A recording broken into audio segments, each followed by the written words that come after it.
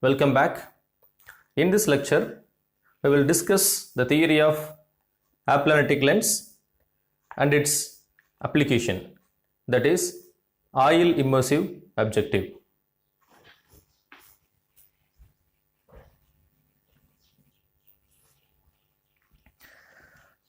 In the last lecture, we were discussing about the aberrations in the lens, in which we have discussed two aberrations. One is chromatic aberration, another one is spherical aberration.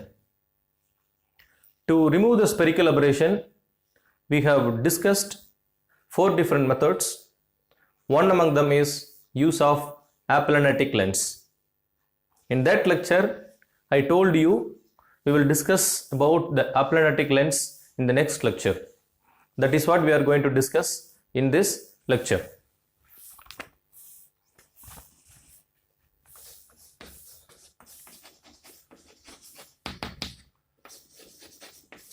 Aplanatic lens. First, what it actually means. Aplanatic lens is a spherical lens which is free from spherical aberration and coma, okay, which is free from the defects that is classified as spherical aberration or coma, okay, right? A spherical lens, it is a spherical lens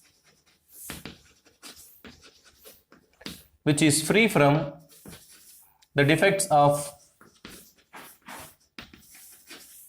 spherical aberration and coma. We have defined what is spherical aberration, but what is coma? Coma is another kind of aberration, chromatic aberration. It is said to be chromatic aberration. This is nothing but, suppose if you are having a double convex lens and this is principal axis. If the light ray is coming from non-parallel axis, that is, it comes like this. If the light ray comes like this, it should focus to some point, right? It should focus to some point like here. It should focus like this. Instead, if something happens like this, in this point, instead of focusing as an image, if there exists a blurred image at this point, then it is said to be coma. So this is said to be coma, right? This kind of aberrations like chromatic aberrations and spherical aberrations can be removed, right? That is, this aplanatic lens is a lens, it's a spherical lens which is free from this kind of errors. Fine.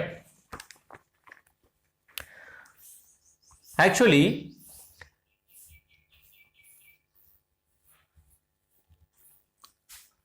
in this aplanatic lens, there are two conjugate points. It's a spherical lens, I said earlier. It has two conjugate points, which are called aplanatic points, right? In aplanatic lens, there exists a two conjugate point. Two conjugate points, they are denoted as aplanatic points. Actually, these are the points which is free from these errors. How to define that? See, aplanatic points are two pair of points. It is a pair of points. It is 2 points. These 2 points form a pair, right? We can define these 2 points in the axis. If it is a spherical lens, then we can define 2 points. These 2 points you can define as aplanatic points. It's a pair, right? In such a way that if the object is placed at one point, then the image will be appeared at another point without any defects like spherical aberration or chromatic aberrations. Right? Let me tell you again. Aplantic points can be defined with respect to the axis of a spherical lens. These 2 points are pair of points where if you place the object at one point, the image will be appeared in the another point without any defects like spherical aberration or chromatic aberration. Fine. Now we are going to mathematically define what are those 2 points that we can call it as aplanatic points.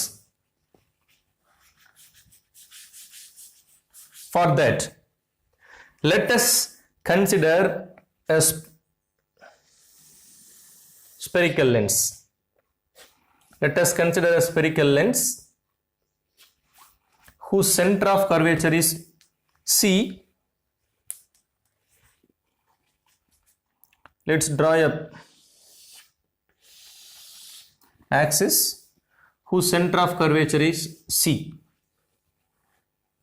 Whose center of curvature of this spherical surface is C, and whose radius of the curvature we can define. This point to this point we can define it is R. Radius of the curvature is R, and this within this spherical lens the refractive index is N. Refractive index is equal to N. Now consider a point O where the object is placed. Consider the point O where the object is placed. This O is located at distance. This O is located at distance which is R divided by N. Which is R divided by N from C. Right? This O is placed a distance from C. That distance is R by N. Now, the light ray from this point O will touches the spherical surface at P. Right? It touches the spherical surface at P and it is making an angle theta 1. It is making an angle theta 1 with the axis. With the axis. Right? And after refraction at the surface it bends away and take the direction and it travels towards B. It moves like this.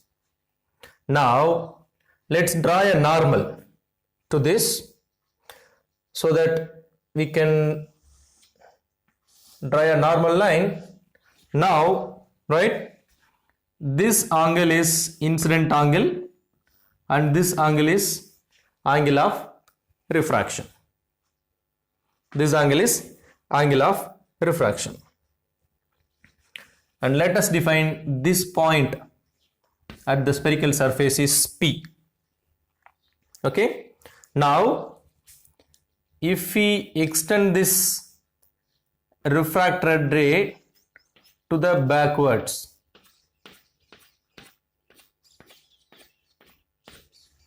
if we extend this ray to the backwards, assume that this is a straight line and it touches the axis at I.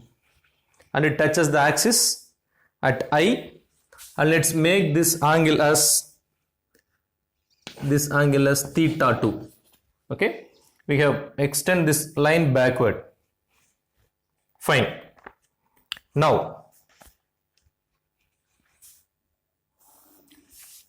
I is angle of incidence, R is angle of refraction. Okay, so be clear with this setup. Now be clear with this setup. Okay, fine.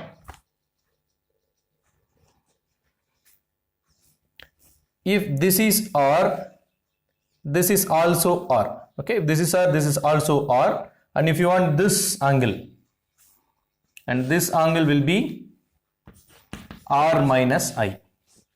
Okay, this entire angle will be R, right? This entire angle will be R. As this is R, this entire angle will be R, but what we want this. This is the R minus this angle I. Okay.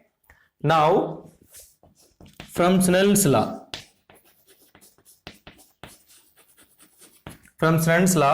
we can write, according to Snell's law, you can write n1 sine theta 1 which is equal to n2 sine theta 2. Right? n1 is there. This Snell's law applicable to the situation where, right, light ray traveling from medium 1 to medium 2, right? This is angle of incidence and this is angle of refraction. Now medium 1 has the, so this is I, if you write this is R.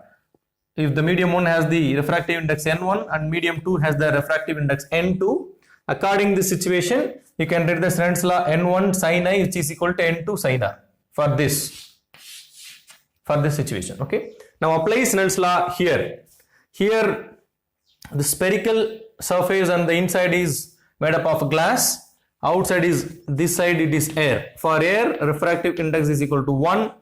For glass, let us take refractive index is equal to n. Okay.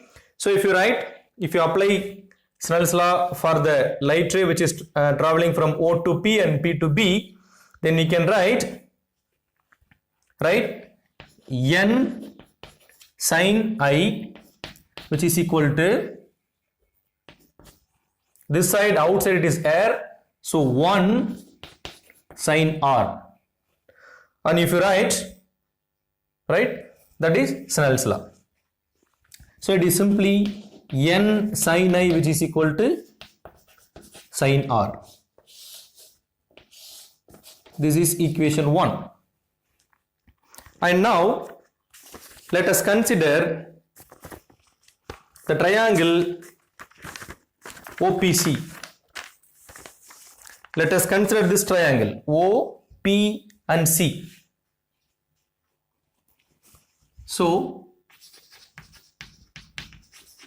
consider the triangle O, P and C. In this O, P and C there are two angles, theta 1 and I. Let's write sin theta 1.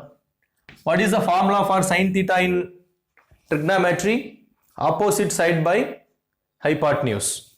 So for sin theta 1, so this is the angle. So let me redraw this part alone in order to understand better. So this is O, this is C and this is P. This angle is I, this angle is theta 1, right? Now we need to write sin theta 1 and this is opposite side and this is adjacent side, this is hypotenuse. So here opposite side by hypotenuse, so it becomes PC by OP. Similarly we can write sin I, so this is sin I, okay? In this case, if you write sin I, then what is opposite side? For sin I, if you look from this side, this is opposite side, right? For sin I, now it becomes, this becomes opposite side, this becomes adjacent side for sin I, and this is hypotenuse, okay? So for sin I, it is OC by OP, OC by OP. Now if you write sin theta 1 by sin I which is equal to PC by OP divided by OC by OP, that you can write OP by OC, this will cancel out, so that it becomes PC by OC, okay, which is equal to PC. PC is nothing but radius of the curvature R. So here this is R by what is OC? OC or CO is nothing but R by N. So R divided by R by N, which is equal to R into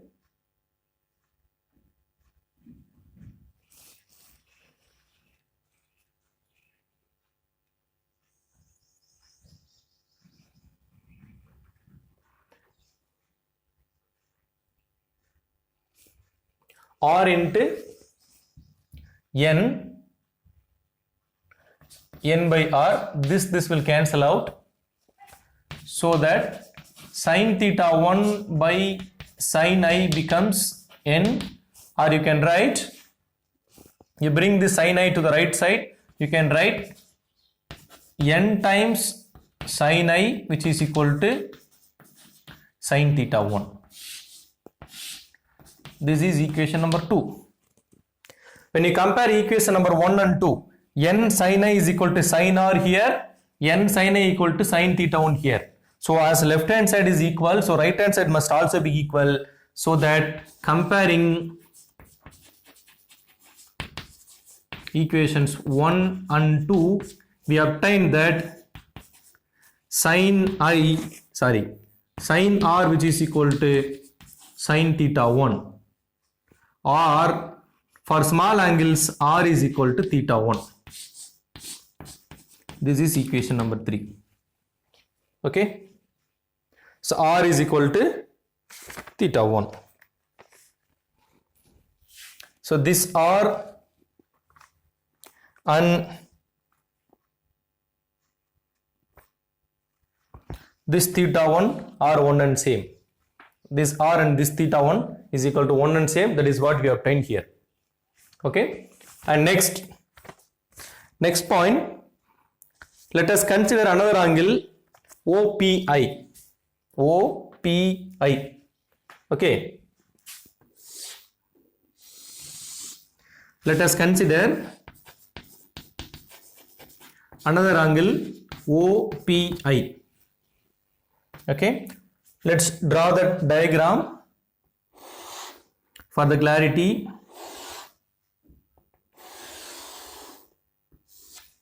Okay.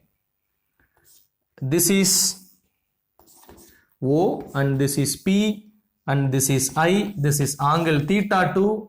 Here it is R minus I. Let this angle is alpha. Earlier it was not defined. Okay. This angle was not defined. For the purpose of taking mathematics, let's take that angle. And now this entire angle will be 180, and this angle is theta 1, and we have let this angle is alpha. Okay, so with that, let's see now. If you want theta 1,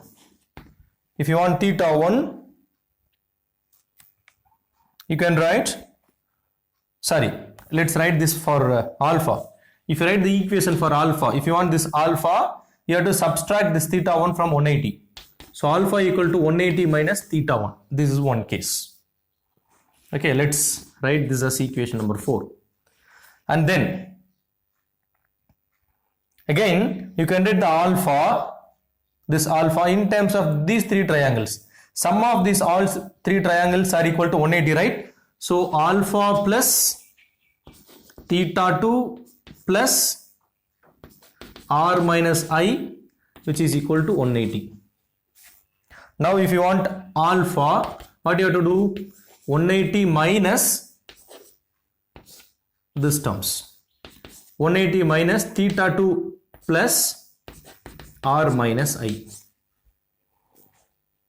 Okay. So let's write this as equation 5. Now let's compare equation 4 and 5. Left side is alpha. So right side will also be alpha. Left side is alpha. Both are equal. So right side will also must be equal. So that if we equate the right side, 180 minus theta 1, which is equal to 180 minus theta 2 plus r minus I. We can cancel out 180, 180, minus minus. What is remaining? Theta 1 equal to theta 2 plus r minus I. This is equation number 6. Okay. Okay, let theta 1 equal to theta 2 plus r minus I. But already we have set theta 1 is equal to r. Theta 1 is equal to r. So that you substitute r in the place of theta 1, becomes theta 2 plus r minus I. So it becomes, you can bring this to left side, r minus r plus I, which is equal to theta 2. R will cancel out each other. So we are having I is equal to theta 2. And this is equation number 7.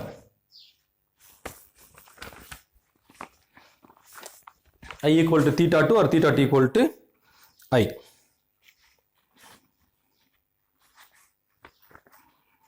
Fine. So in this we have removed this angle theta 1, angle theta 2.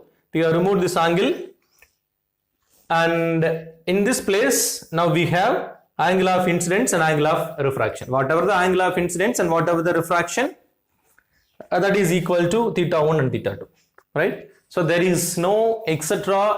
angles in these equations. Now let us consider the similar triangles. Let us consider these triangles.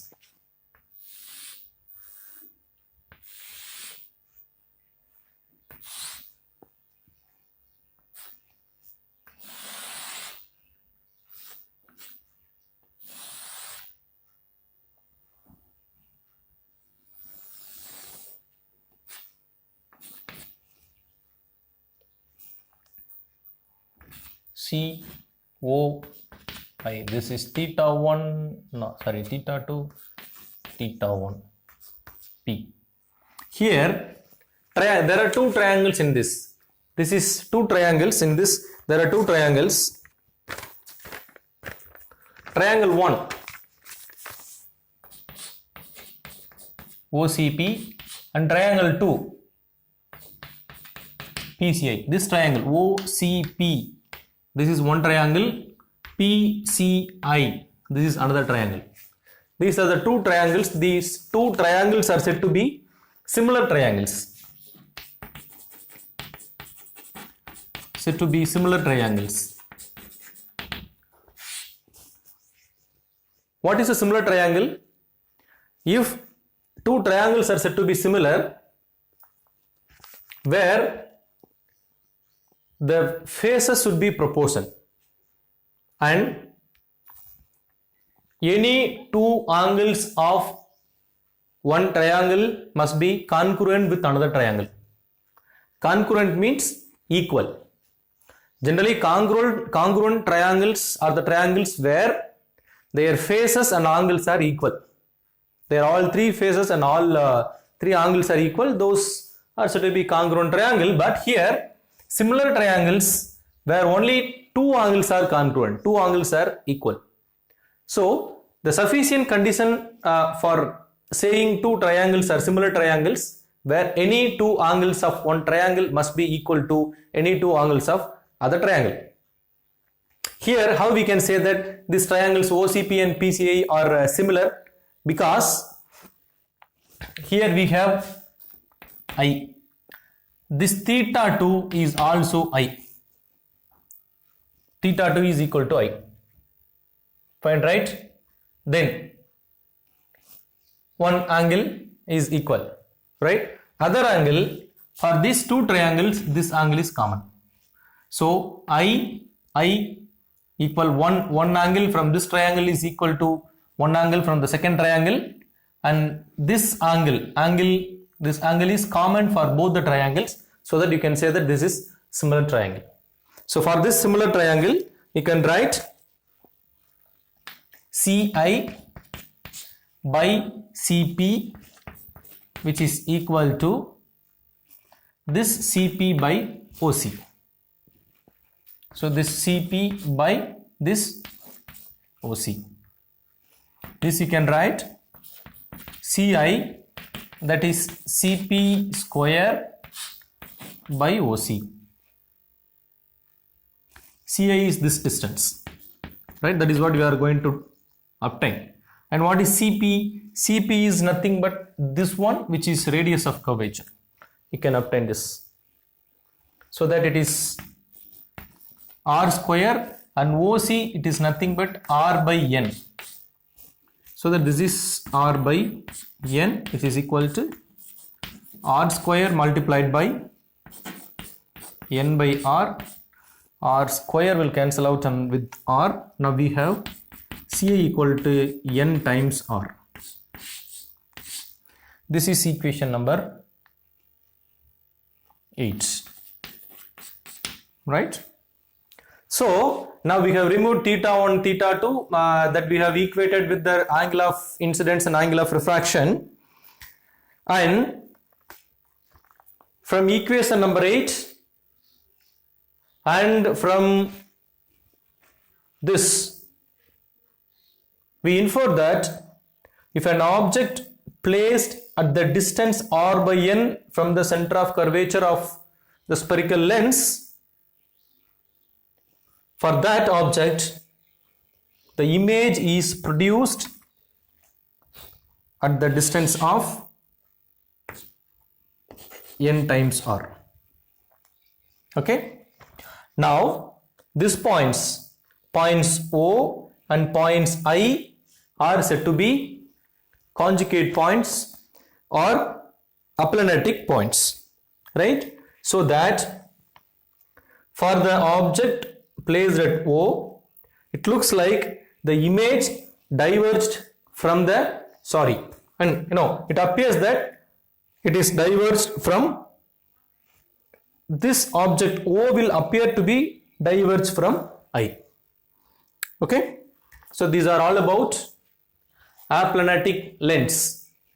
Now such kind of lens has a very important application in the microscopes of high resolving power, that is the microscopes whose magnitude is greater than 500, where this aplanatic lens is used to have the image which is free from spherical aberration and chromatic aberration. In the next segment of this lecture, we will see how this aplanatic lens is used in the microscope. Application of aplanatic lens in microscopes.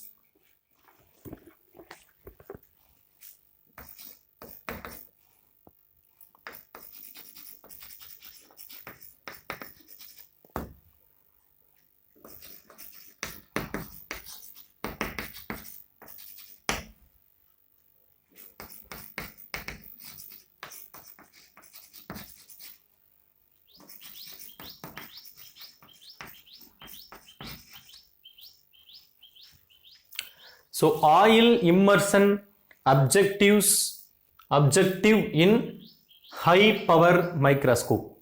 What is objective? Objective is a lens which is present near to the object, and another lens is placed near to the eyepiece in a microscope. Okay, so this term oil immersive objective, right? Objective is a lens, and there is a term oil immersion objective. In this domain only, aplanatic lens plays a vital role. Why? Because high power microscopes, high resolving power microscopes has the magnitude greater than 500, right? The overall magnitude of the microscopes are greater than 500, in which the magnitude in the order of 50 should be obtained through the objective lens. Okay, right? Hence, this objective should have the following qualities or should satisfy the following conditions. What are that? The image produced from the objective lens should be free from the defects like spherical aberration and chromatic aberration.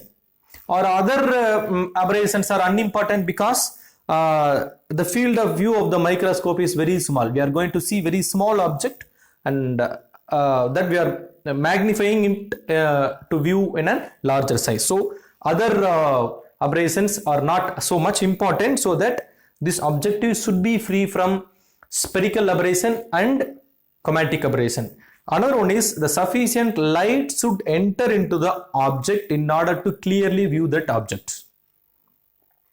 Okay. Another thing, we are placing the objective lens very closer proximity to the object, so that a sufficient light is very much important. Okay. Now, here in the first condition we said this objective lens should produce an image which is free from spherical aberration and chromatic aberrations, right? To achieve that, we use aplanatic lens, the concept of aplanatic points and aplanatic lens in the objective. Okay, now what we are going to do is, the thing is, in the earlier discussion, in the aplanatic lens, the object is placed inside the spherical surface, right? It is placed inside the spherical surface. But in a practical case, how one can place the object into the lens, object into the objective lens? It is not possible, right? In that case, we use the composition of oil and an aplanatic lens, right? This objective lens, that is the combination of oil and an hemispherical aplanatic lens. That is why this term oil immersion objective comes into picture. Well, we will see how this works. See, let's draw a diagram first.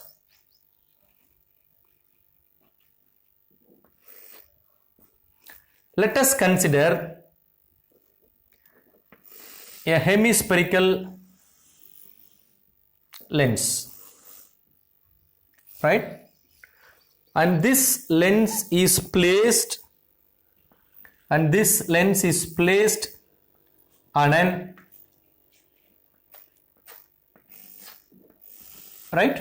on an oil, right? This is made up of oil, right? This portion is oil, right?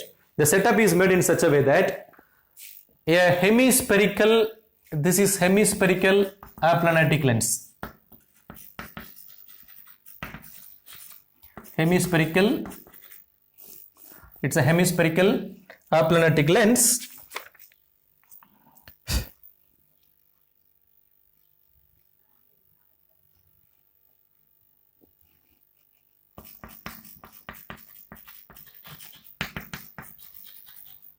See, as we are not able to place the object into the lens, what we do is we place the object. We place the object O within a oil system, right? It is an oil. This oil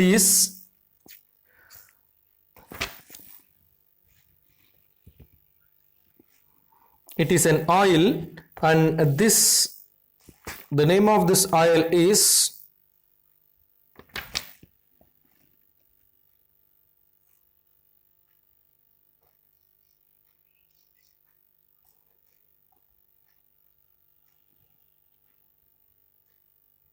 cedar root oil.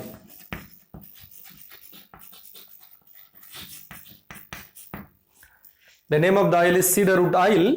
Now the refractive index of cedar root oil, refractive index of the cedar root oil is equal to the refractive index of this lens system. Now if we place the object within this oil, and if we place the flat surface, plane surface that is touched this oil surface, now the entire system behaves like a lens system. Okay, entire system behaves like a lens system. Now the light ray coming from this object will not get refracted until it touches the surface, because this and this has the same refractive index. Okay, fine. Now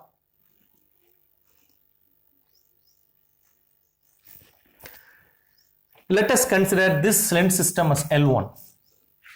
Now the lower part, the plane part, is close to the object, right?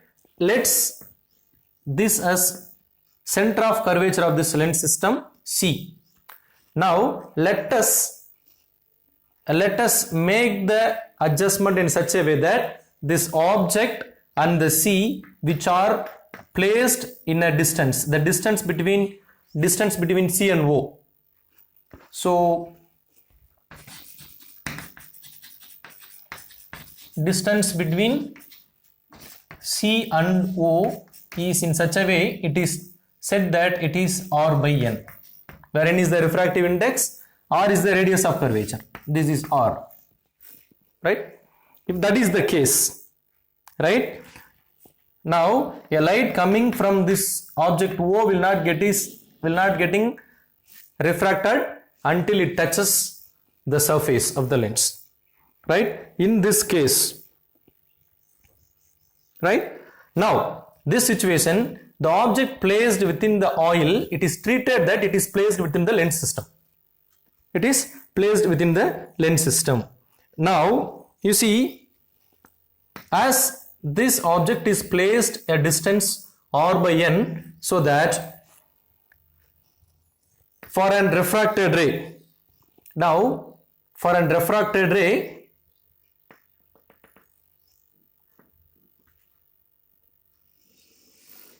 right? For this refracted ray,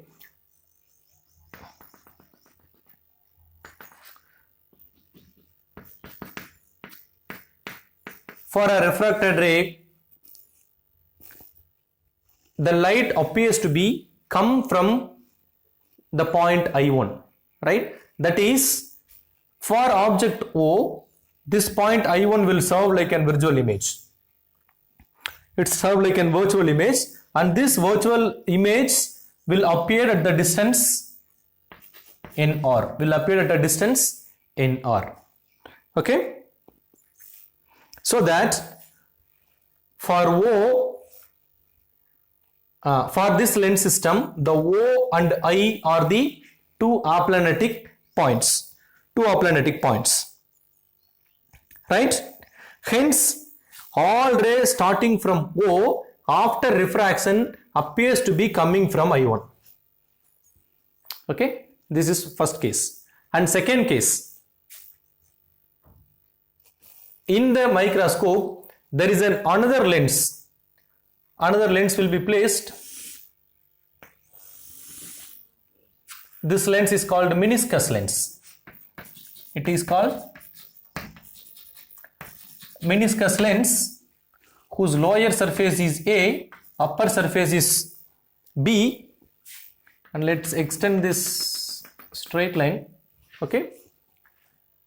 Now this light ray, the refracted light ray, will once get another refraction.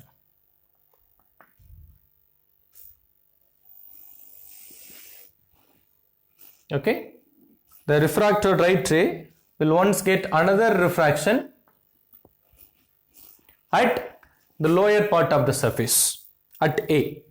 This is lens system L2, right? For all ray coming from the surface of the aplanatic lens that touches the lower part of the meniscus, that is at the surface A1, right? It appears to be comes from the point I2, right? Already we said that when a ray coming from point O, after refraction it looks like it coming from point I1, so that we said O and I1 are aplanatic points. Now for all rays that is entering into the lower surface of the meniscus lens, it after refraction it looks like it is appearing from the point I2. Okay, so that I2 for I1, this we can obtain, that is, for all rays after refraction, for all rays from I1 looks like comes from the point I2. This we can obtain only when the center of the curvature of the first surface A is set as I1. Right? If the center of the curvature of this surface is I1, then the image will appear to be coming like I2. Now assume that this I2 is also the aplantic point for the surface B. Right? Assume that it is for upper part also, second lens also, so that this I1 and I2 are the aplanatic points for the second lens as well, right? And there are other two lenses placed. There are other two lenses placed above this, so in such a way that similar another one lens over here, as I don't have this kind of lens.